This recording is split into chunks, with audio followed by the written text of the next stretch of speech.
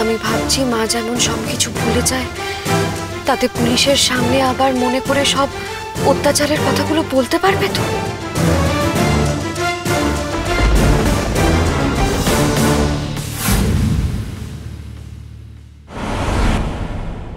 আমার কথা না শোনার ফল আগে তুমি কখনো দেখোনি? আলাপিকে আটকে রাখা হয়েছে। যে মন্দিরে কোনোদিন পুজো হয় না সেই মন্দিরে তুমি সরস্বতী পুজো করেছো, আবার সকাল সকাল সেইখানে ছুটে গেছো কেন? আমি তো একবার ঢু মেরেই চলে এলাম মা। এতদিন পরে সরস্বতী পুজো হলো ওই বাড়িতে, তাই গেলাম। আর তাছাড়া আলাপি তো জানতেও পারেনি যে আমি গিয়েছিলাম। আলাপি জানতে পারেনি তো কি হয়েছে? তার মেয়ে তো জানতে পেরেছে তার মা কোথায় আছে। তার বেলা চিনি অসম্ভব। আরে চিনি তো গুরুদেবের রান্না করছে আমি যখন এলাম। করছে না, রান্না করছিল। এখন আর সে সেখানে নেই। আমার নিশ্চিত বিশ্বাস মায়ের হদিশ জানতে পেরে দাদু ভাইকে নিয়ে ও সেখানে ছুটে গেছে।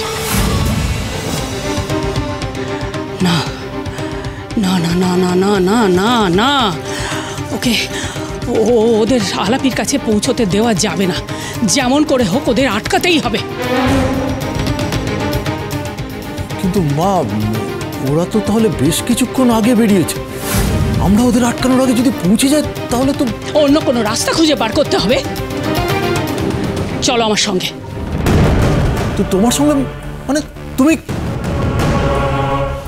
এখন আমি আর কাউকে বিশ্বাস করি না। চলে এসো আমার সঙ্গে।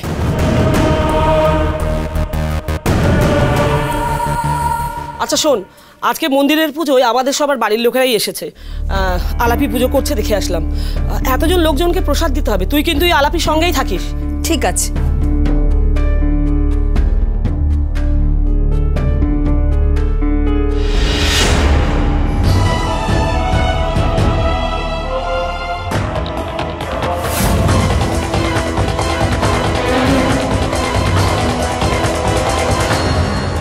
এ কি, তুমি এখানে এলে কেন?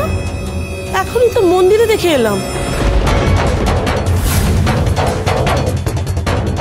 আচ্ছা, তুমি এই পোশাক বদল করলে কখন? ও মা, তোমার বয়স কমলো কিভাবে? আর সঙ্গে এটাই বা কে? তার মানে মা এখানেই আছে, তাই উনি আমার সাথে মাকে গুলিয়ে ফেলেছেন। চুপ করে আছো কেন? মন্দির থেকে বের হলে কখন? কোন দিকে মন্দিরটা? মন্দির? তাহলে তুমি এতক্ষণ ছিলে কোথায়? মালিক বলেছিল আলাপির অনেক কিছুই মনে নেই, তাই বলে একটু আগের কথা।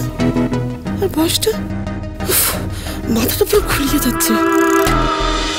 চিনি সোম থেকে রবি প্রতিদিন রাত 10:30টায় স্টার জলসায় ও ডিজনি প্লাস হটস্টারে।